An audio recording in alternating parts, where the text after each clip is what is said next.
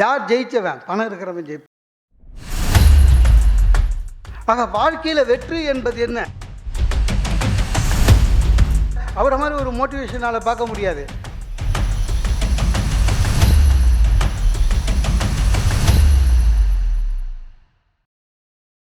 யார் ஜெயிச்சவன்? பணம் இருக்கிறவன் ஜெயிப்பான். நீங்கள் உடனே 100ல் எவனாவது ஒருத்தர் தோற்று போனவனையே மனசில் வச்சுக்கூடாது.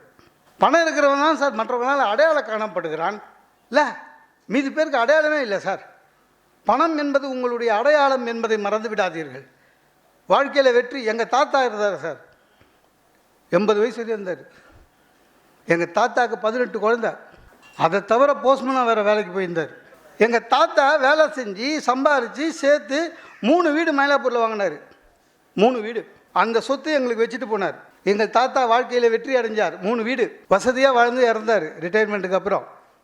இன்றைக்கும் எங்கள் தாத்தாவை மறக்காமல் கும்பிட்றோம். ஏன்? வீடு வச்சுட்டு போனார். ஆளுக்கு ஒரு வீடு. ஸோ 3 பேரும் ஒன்றா இன்றைக்கும் ஒத்துமையாக தவசம் கொடுக்குறாங்க. ஏன்? எங்கள் தாத்தா வீடு வச்சுட்டு போனார். எங்கள் தாத்தா இன்றும் வாழ்ந்து கொண்டு இருக்கிறார். சார் சொன்னார்ல 5ஆம் தலைமுறை வரையும். எங்கள் தாத்தா 4வது தலைமுறை வந்துட்டார். இல்லை, அடுத்த இன்னும் 2 வருஷத்தில் என் பையன் கொடுப்பான். அப்படியே போகும். இன்னொரு விஷயம் தெரியுமா? எங்கள் தாத்தாவுக்கு ஒரு தம்பி இருந்தார். அவர் சின்ன வயசில் நேதாஜி சுபாஷ் சந்திர போஸோட படையில் சேர்ந்தார். அவர் ஃபோட்டோ கூட வீட்டில் இல்லை. ஏன்னா 10 வயசு சம்பாதிக்கல.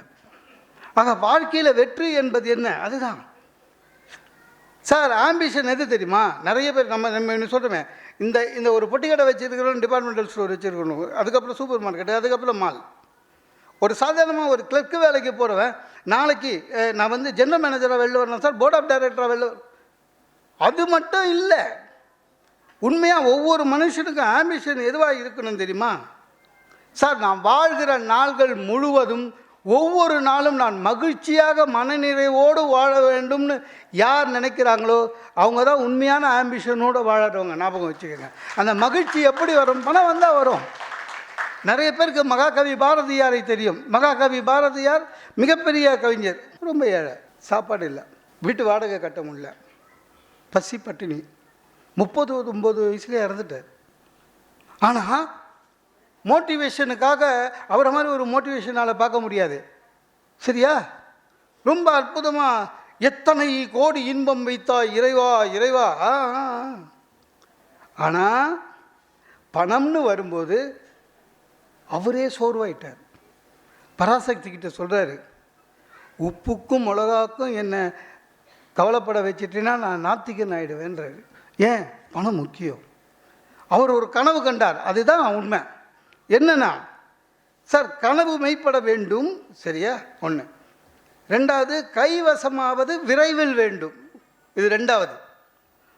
3 தனமும் இன்பமும் வேண்டும்.